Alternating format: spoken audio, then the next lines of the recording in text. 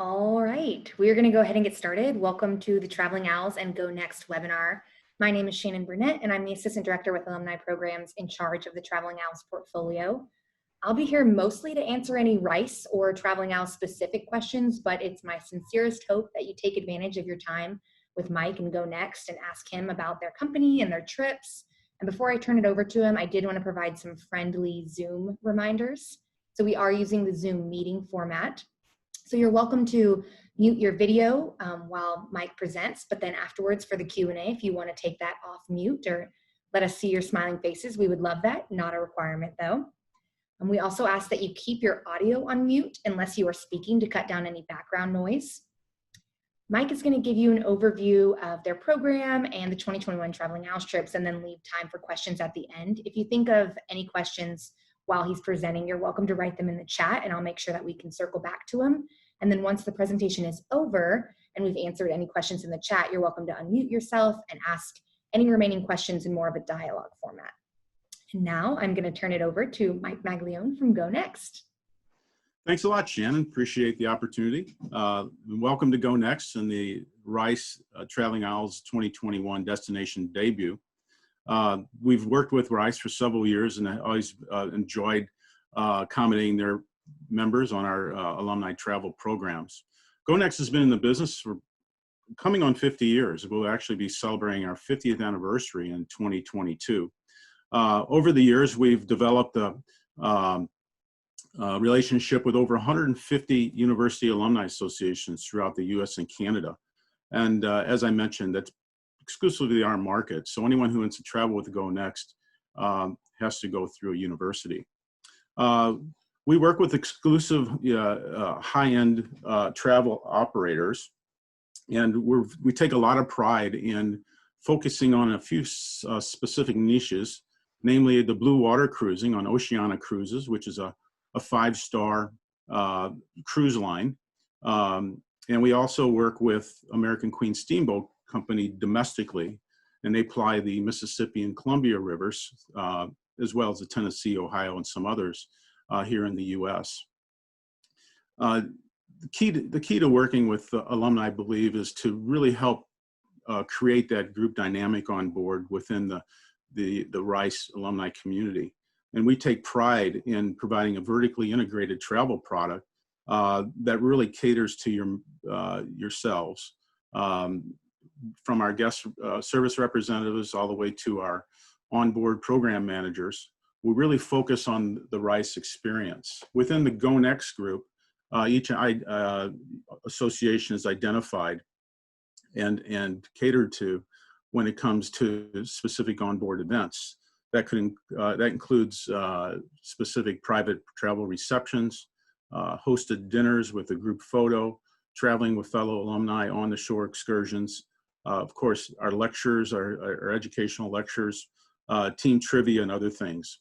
So within the Go Next group, we really want to have that opportunity for people to get to know each other on board.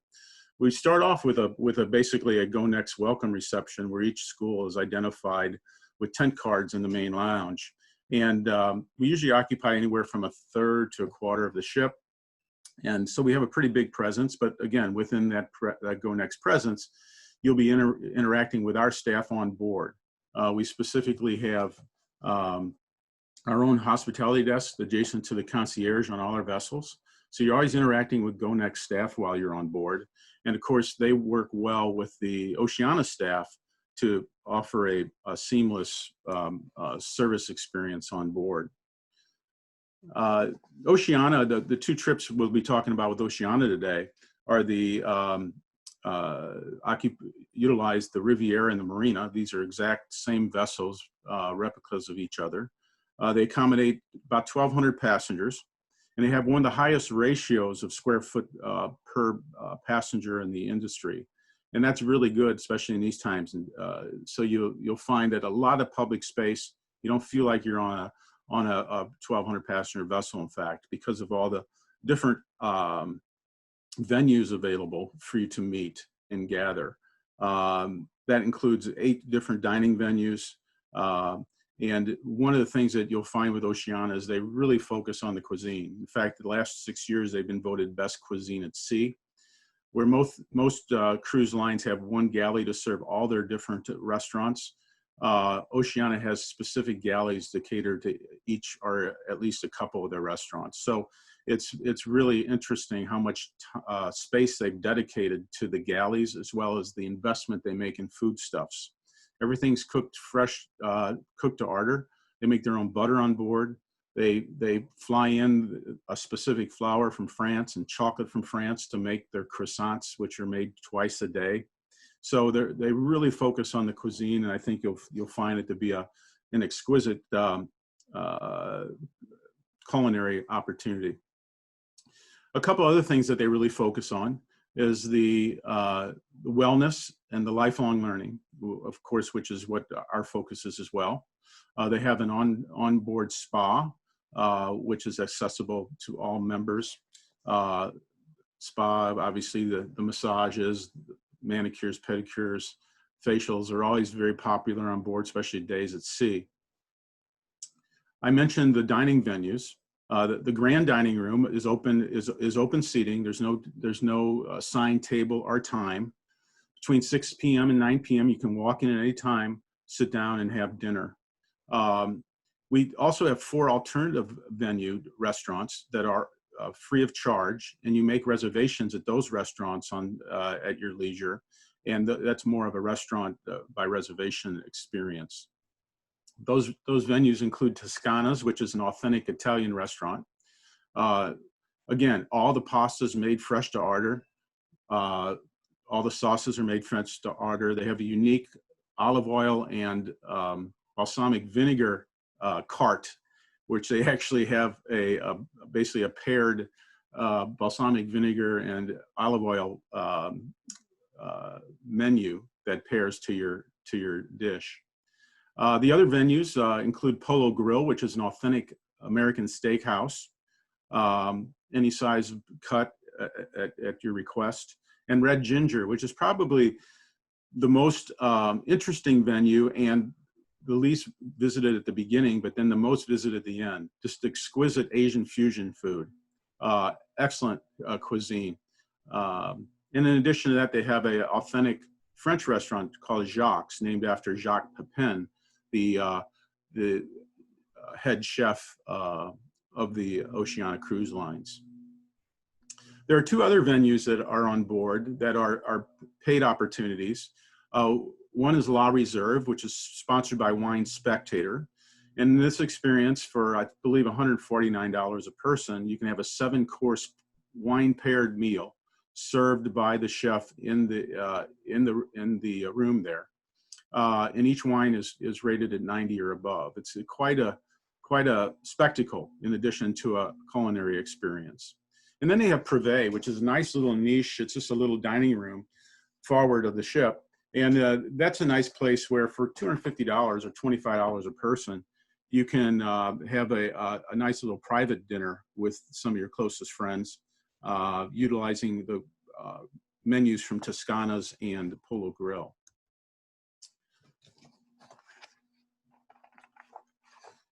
Obviously, in this day and age, health, wellness, and safety protocols are going to be very important. In the wake of COVID-19, Oceana has created what they call the Healthy Sail Panel, and it's spearheaded by Dr. Scott Gottlieb, former commissioner of the FDA, and Michael Levitt, former Utah governor and the former Secretary of Health and Human Services. They're spearheading a star-studded panel, I would say, of health professionals that are really working towards coming up with a plan that will really address the concerns of cruisers in the future. Now, obviously, this is an ongoing issue, as we know today, and I think everybody being honest, over the last 6 months, the most operative words are "I don't know," because I don't think anybody really knows. But we do know that there is an opportunity here to really create a healthy atmosphere on board. One of the things that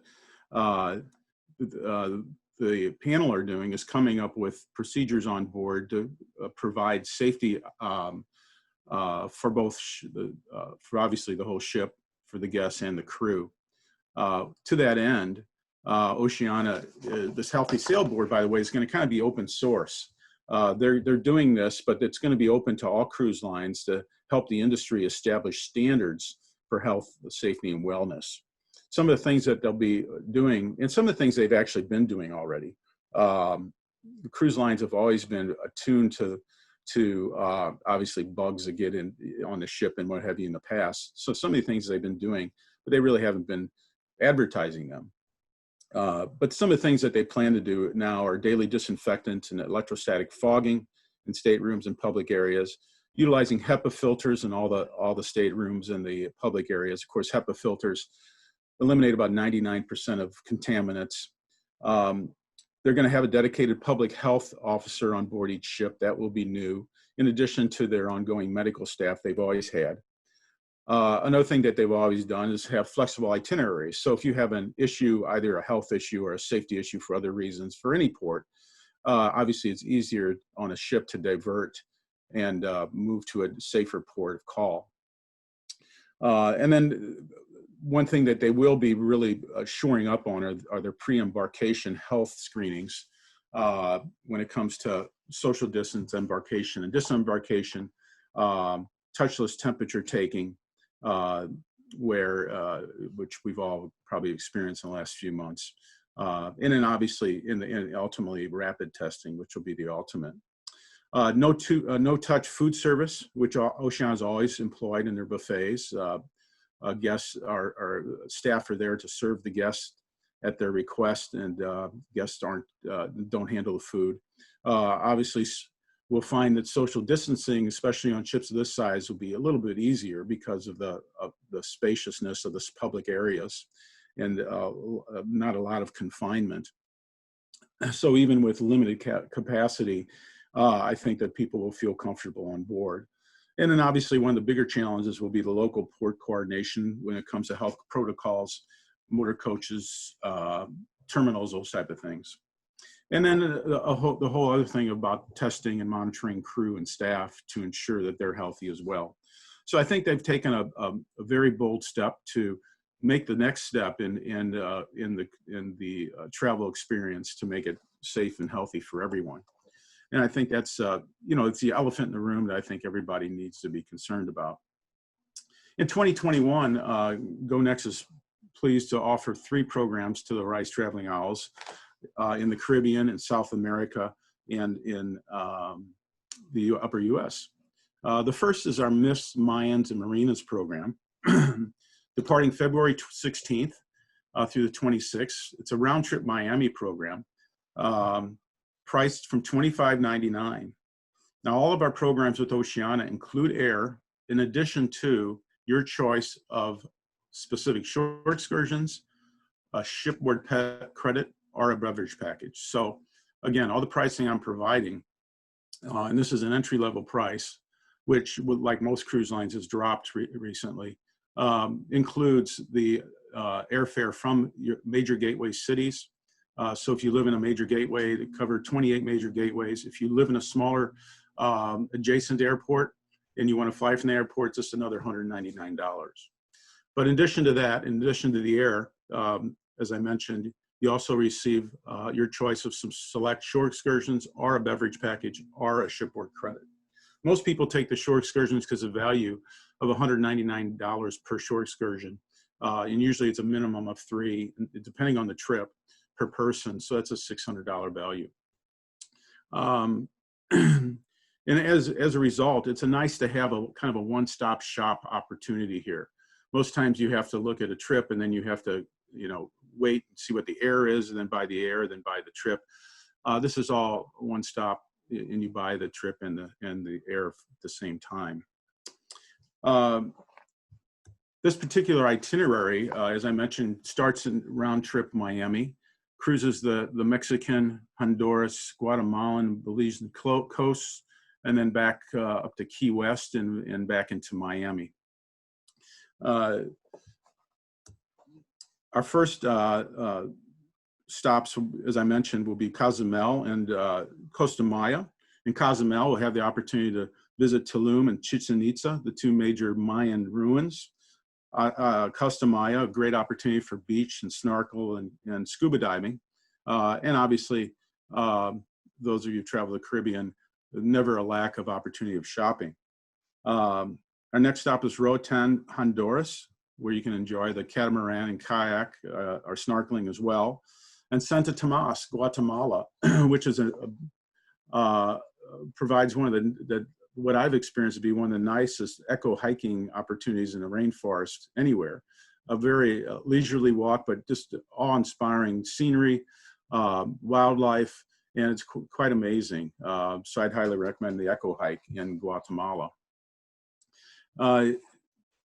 Finally, we'll visit Harvest Key and Belize City. Obviously, the rainforest again in Belize, the toucans, the howler monkeys, the wildlife experience there is again pretty interesting. And I might add that in all these destinations throughout these itineraries, you'll have a choice of anywhere from 6 to a dozen shore excursions. So typically, people who haven't been to these ports will pick the general tour of the island or the port. Other people who've been there before might try something a little bit more adventuresome. So there's all different levels of shore excursions, from motor coach overview tours to specific detailed tours to a farm or a hosted luncheon, home-hosted luncheon, those type of things.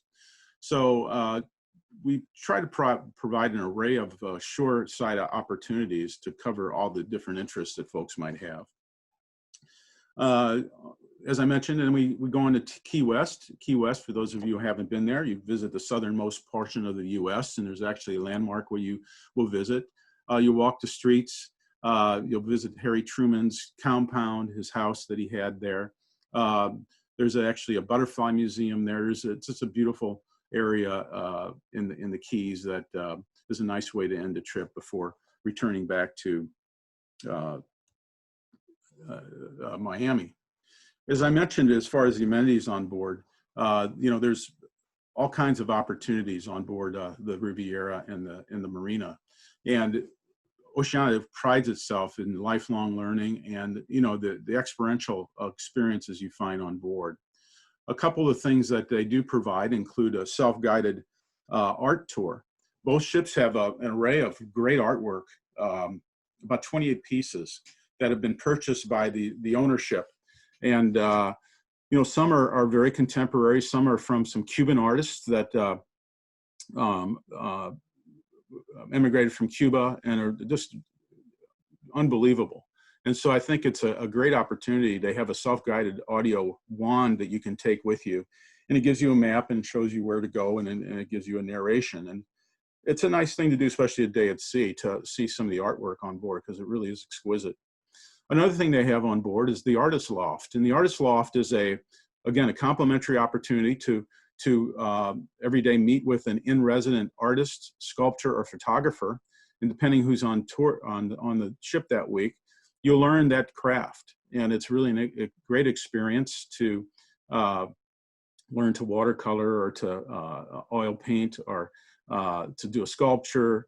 And these are the things that people love. And then at the end, actually, they do a little exhibit where passengers can walk through and see what the other passengers have done and learned through the week. Other things on board include the only culinary cooking school at sea. It's really a neat venue, and obviously it's a little tricky having to have a kitchen with 24 people in it on a ship. So there's a lot of safety protocols and very expensive to build, but nonetheless, the chef will stand up front, and then you'll have monitors behind the chef and monitors right in front of you. And you actually work with the chef in creating several dishes, whether it be fresh and pasta versus dry pasta. And I never knew the reasons for both, and I'm Italian. I learned it that day. How to make lemon basil ice cream, how to poach fish, some basic culinary procedures that I never knew about or experienced that now I'm fond of. So even if you're not a cooking buff, it's really a neat experience. As an offshoot of that, there's actually a culinary discovery tour that the chefs will actually go out with passengers and go to local markets and show them things that to look for when purchasing vegetables and fruit and fish and meat. And it's really interesting. And then they actually purchase some of those things to bring back to work in their in the class. So it's a great experience, a very unique experience. This is an additional cost of $49 a person, but it's well worth it. So as we look at the different opportunities on board, obviously ships like this avail themselves to people who have the wherewithal to want to maybe, you know, not have to do every port of call. And if they don't feel like going to a port one day, there's a lot to do on the ship as well.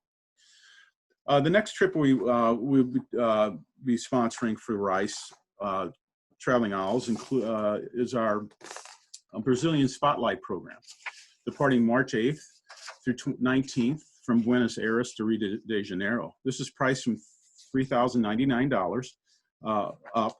And again, all that pricing includes complimentary air, included air from a major gateway into Buenos Aires and out of Rio de Janeiro, in addition to your select shore excursions, your beverage package, or your shipboard credit. This itinerary applies the eastern seaboard of South America, cruising from Buenos Aires to Rio de Janeiro. And we begin our journey in Argentina. You'll land in Buenos Aires and then embark the vessel. If you want to experience Buenos Aires, we do have a 3-day, 2-night pre-trip, which is very appealing and is very popular. Usually 50–60% of our passengers take advantage of the pre-trip in Buenos Aires and get the true feel of the Argentinian atmosphere and culture when it comes to the gacho and the tango and those things of sort. We'll work our way up and visit several ports of call in Uruguay and Brazil into Rio de Janeiro. Our first stops will be Montevideo and Punta del Este, Uruguay. There we'll have the opportunity to visit a small settlement, Colonial del Sacramento, that was settled in 1680. And obviously have an opportunity to enjoy some local wine and a tango performance, as well as visit a museum. And along all these destinations, as I mentioned before, there'll be various different options to do. So you can do as active or as sedentary, so to speak, of the type of excursions as you wish. And we actually provide a list of the levels of different programs, so you know how much walking is entailed, steep steps, hills, those type of things. Our next stop is Rio Grande, Portobello, and São Paulo, Brazil. During these 3 ports, again, you'll have the various opportunities to visit the beaches, to the museums, to the rain, to the forests. Have an opportunity to go to a working gacho horse farm. So again, we try to be as providing a venue for you or an opportunity to get you to these ports, and then having some sort of non-regimented opportunity to do your own thing, so to speak. Thus, the various options for tour excursions. And as I mentioned, if typically people migrate to the most common shore excursion, which might be the city tour or whatever. And if we have 10 people on that, let's say we have 30 people going out, and let's say 10 or 15 are on the city tour, they are from Rice, we'll make sure all those people go together on the same motor coach and are traveling together as Rice alumni. The next stops we'll have, the final stops we'll have before we get into Rio, include Parate, El Grande, and Buzios, Brazil. You'll have an opportunity to visit the Church of Santa Rita Casaria, built in 1722. There's a lot of lush biological reserves in these areas with a lot of wildlife. And then Buzios is kind of considered, I guess, the Saint-Tropez of South America. So very cosmopolitan, contemporary, very chic, and nice place for people watching.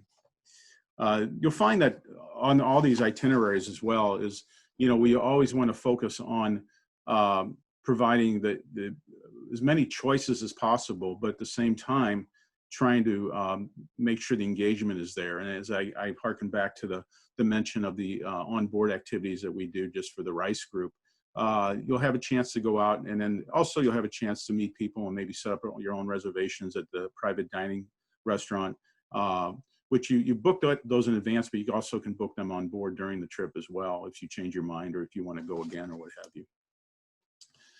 Our last trip will be our domestic trip on the upper Mississippi.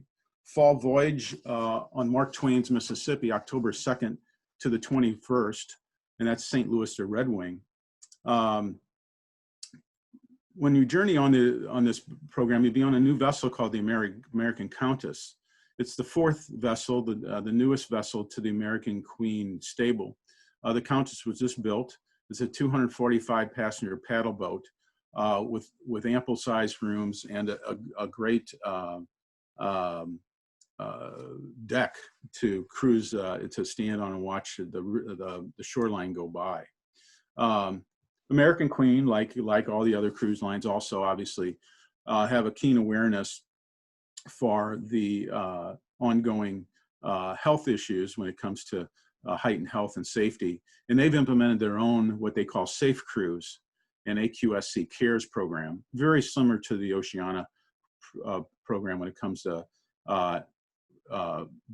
electrostatic defogging of staterooms, HEPA filters, social distancing, those type of things. Obviously, there'll be limited capacity at the very beginning on all these vessels, but rest assured that the safety when it comes to temperature checks at check-in, those type of things, will be utilized. One of the neat things about Oceana, about the American Queen, when it comes to shore excursions, is that they have their own fleet of motor coaches called steam coaches. And the steam coaches are, as you can see in this slide, a kind of a replica of the ship. So it's painted like the ship, and you can't miss them. It says American Queen, and you see the balconies along the side with people on the balconies. And these motor coaches, steam coaches, actually travel with the vessel up and down the river. And what's nice about that is they have a control of the environment, of course. You know the bus drivers at every port, and again, they can initiate their health and safety protocols on board the motor coach as well. So that's kind of a nice, with the popular term now, bubble to have control over. And what's neat about the motor coaches, they do what is called a hop on and hop off tour. These are included tours, included in the price. And basically what they do is they'll set up marquees at different points in a port. So perhaps you're in Memphis, they'll set up marquees at the Lorraine Hotel, the Civil Rights Museum where Dr. Martin Luther King was assassinated. They'll at the Stax Records, at the Peabody Hotel, at different locations throughout the city. And what it'll do is it'll just drive from the ship, from the boat to these different marquees and drop people off. And they'll rotate every 20 minutes. So you can stay at a location for 20 minutes, 40 minutes, an hour at your own pace. There'll be a lecturer on board to give you insight as to what you're about to see, as well as all the any admission fees are covered in the by American Queen when it comes to visiting these, if there are fees. But it's really a neat way, and they were voted best shore excursions in North America several years because it's a nice way to pace yourself. And then if you want to go back to the ship and come back out and see a couple more, you can. So it's a nice opportunity and a great way to see the towns we'll be visiting.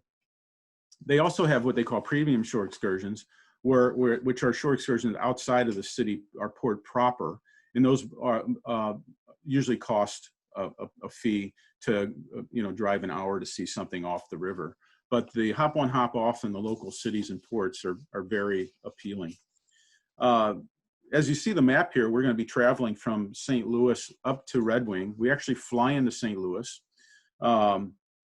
and transfer to Alton, Illinois. Alton is a little town on Mississippi on the other side of the river from St. Louis. And we'll be traveling the Great River Road. And Alton's known for are the nesting eagles in the fall. The American bald eagles nest in the cliffs over the Mississippi. And what's really cool about that is that there's people come from all over the country to this area, and this is the time when they're there. So en route, you probably will see bald eagles. We'll get into Alton, and that's where you'll embark the American Queen. I'm sorry, the American Countess. And it's a great opportunity to really get a feel for the vessel, because you're going to find it to be an authentic paddle boat in some ways, and in some ways it's very modern, which people like the combination of both these days. Once we embark at Alton, our first port of call will be Hannibal, Missouri. Hannibal, known for the home of Samuel Clemens, or better known as Mark Twain. You'll visit the landmarks where the books Adventures of Tom Sawyer and Huckleberry Finn were inspired, as well as you'll learn a lot of neat history along the way. One of the things that is nice about the American Queen Steamboat Company is they have what they call a River Lorien on board. The River Lorien, the word basically is exactly what it sounds like, part history and part lore. And they will give you little tidbits and a little history about even the way you'll learn how the name of Mark Twain was inspired. And a little hint, it had to do a little bit with 2 fathoms. Next, we'll visit Clinton, Iowa, where it's a Dutch region, and we'll visit the Dutch heritage of Clinton, Iowa. We'll go on to Dubuque, Iowa, a little town on which has always been a favorite of mine. It's got a really neat little river walk. And we'll go up to La Crosse, Wisconsin, with its storied brewery history. And then we'll visit Red Wing, Minnesota, where the famed large Red Wing work boot is noted in front of the store there. Well, I can tell you that we appreciate your interest in our programs, and as well as we're here to address any questions you can have. Again, the website and the 800 number can answer specific programs or questions you might have. And then again, we really appreciate this opportunity to present our programs for 2021. Thank you, Shannon. Yeah, absolutely. Thank you so much, Mike, for joining. If there's any questions that pop up a little bit later, like Mike said, you're welcome to reach out to him and Go Next, or you can also email me at travelingowls@rice.edu, and I'll make sure that those questions get answered some way, somehow. Thank you so much for spending part of your day with us. That's it, and we hope to see you at future events. Goodbye, y'all. Bye now.